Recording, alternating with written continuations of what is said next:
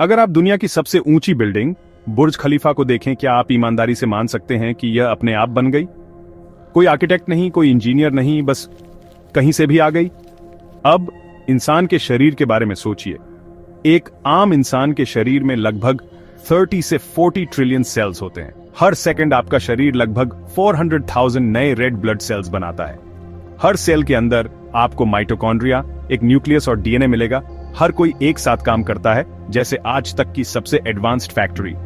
आपकी DNA strand ये 3 billion से ज्यादा कोडेड लेटर्स से बनी है।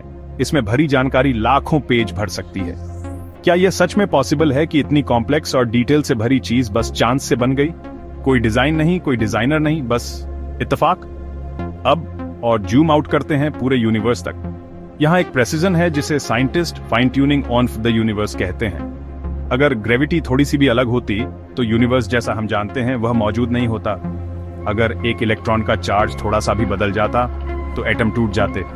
अगर यूनिवर्स ठीक से एक्सपैंड नहीं करता तो जिंदगी इम्पॉसिबल होती। क्या यह सिर्फ लक है या कोई गहरा प्लान काम कर रहा है? मैं आपको एक पर्सनल एग्जांपल देता हूं। अगर मेरे फोन की स्क्रीन टूट जाती है तो वह जादू से अपने आप ठीक नहीं होती। तो जब मैं दिल को धड़कते हुए, आंखें देखते हुए, दिमाग सोचते हुए देखता हूं सब इतना परफेक्टली कोऑर्डिनेटेड है, तो मुझे सोचने पर मजबूर करता है, क्या ये सच में रैंडम चांस का नतीजा हो सकता है बिना किसी इंटेलिजेंट क्रिएटर के? यहां तक कि पुरानी किताबें भी इस आइडिया को छूती हैं। कुरान उदाहरण के लिए सूरह रूम आयत 1 से 4 में रोमनों की वापसी की भविष्यवाणी की। अलिफ लाम मीम, रोमनों को हरा दिया गया है एक नजदीकी जमीन पर, लेकिन वे अपनी हार के बाद कुछ सालों में जीतेंगे। यह तब कहा गया था जब रोमनों ने पूरी तरह से उम्मीद खो दी थी। फिर भी 9 साल के अंदर, जैसा कि भविष्यवाणी की गई थी, वे विजयी होकर वापस आए। तो जब मैं बुर्ज खलीफा देखता हूं तो मुझे तुरंत पता चल जाता है कि किसी ने इसे डिजाइन किया है। जब मैं खुद को देखता हूं, डीएनए को, यूनिवर्स की फाइन ट्यूनिंग को, मैं कैसे कह सकता हूं कि यह सब अपने आप हो गया? कोड बिना कोडर के नहीं आता, डिजाइन बिना डिजाइनर के नहीं होता, और कॉन्शियसनेस सिर्फ केमिकल्स का ढेर नहीं है। मुझे लगने लगा है इसके पीछे कोई ना कोई या कुछ ना कुछ जरूर होगा।